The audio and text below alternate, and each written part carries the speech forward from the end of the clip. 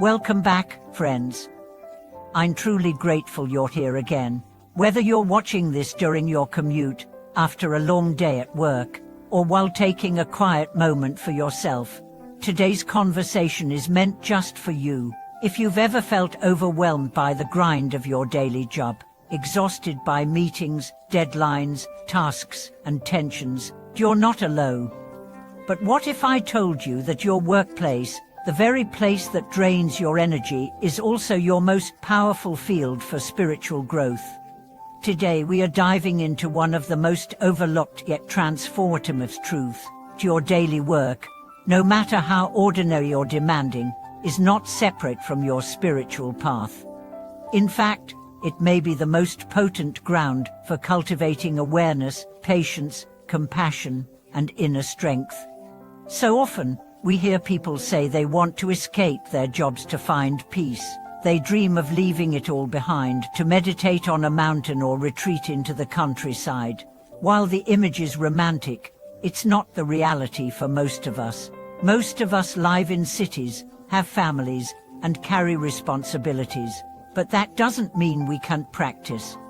On the contrary, our lives, exactly as they are our temples. Our jobs are our dotos. Our co-workers are our spiritual teachers. Let's reframe the narrative. What if every client complaint was a mirror for your patience? What if every workplace disagreement was a chance to practice compassion? What if every deadline became an opportunity to deepen your focus? What if your stress was not your enemy, but your instructor? Let me share a story. A friend of mine works in customer service, a job many would describe as thankless. Day in and day out, she receives complaints, insults, and unreasonable demands. Early in her career, she took every word personally. She'd go home crying, depleted, bitter. But one day, after a difficult interaction, she paused and asked herself, what if this isn't about me at all? What if this is my training? She began to see each angry customer as a chance to remain grounded. She started imagining that the person on the other end was suffering deeply and just didn't know how to express it. Slowly, she changed not just how she responded, but who she was. Her voice softened, her energy stabilized, her peace became contagious, and her life began to change. This is the miracle of spiritual practice woven into the fabric of daily life. When we separate work from spirituality, we miss the point. There's no such thing as a sacred space outside your heart. Wherever you bring presence becomes holy. Whatever you meet with awareness becomes the path. Your boss isn't just your employer, they're your guru in disguise. Your toughest client is your test of love. Your long commute is a chance to meditate on patience. Your fatigue is a call to rest with intention. Your entire schedule is your spiritual curriculum. Let's look at some of the most common work stressors and how they can become powerful teachings. Pressure and deadlines, these teach focus and efficiency. When time is short, you learn to prioritize. But more than that, you learn to silence the noise in your head and get clear about what matters most. You train your mind to stop panicking and start acting. Conflict with co-workers, this tests your ego. When someone challenges you, you're invited to look within.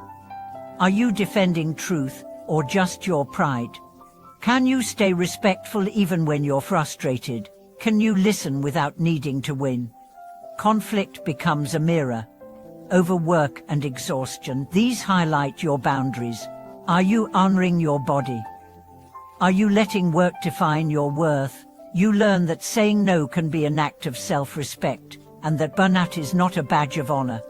Repetition and boredom, this is your training in mindfulness. Can you bring full attention to the smallest task? Can you wash a dish as though it's sacred? Can you send an email with presence and care? Repetition becomes rhythm. Boredom becomes stillness.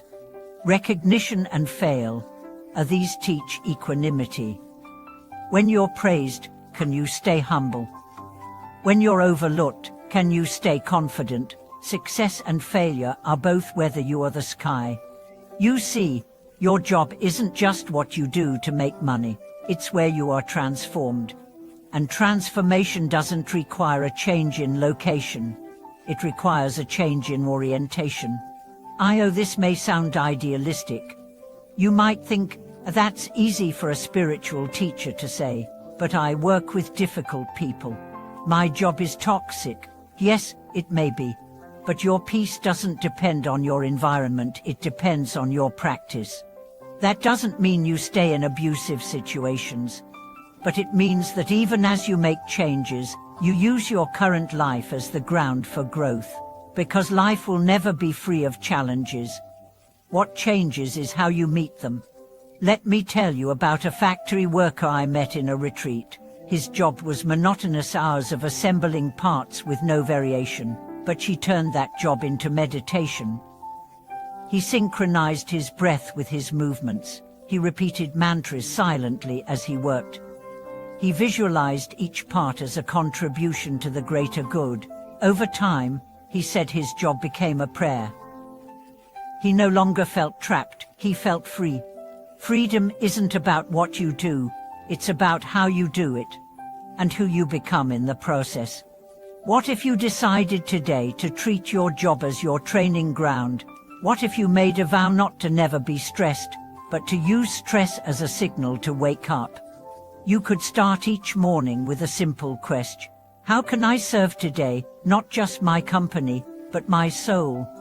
At lunch, instead of scrolling your phone, you could take a few minutes to breathe deeply, to return to center. At meetings, you could listen not just for information, but for understanding. You could notice who feels unheard. You could speak with kindness even when disagreeing. And at the end of the day, instead of replaying your frustrations, you could ask, what did I learn today about myself? This is not about being perfect. It's about being present. It's not about being a saint. It's about being sincere. Over time, you'll notice subtle changes. You won't be as easily thrown off. You'll respond rather than react. You'll feel less like a victim and more like a co-creator of your experience. And eventually, the workplace that once felt like a battlefield will begin to feel like a monastery. Not because your co-workers changed, but because you did. Because you realized that spiritual growth isn't something you do after work.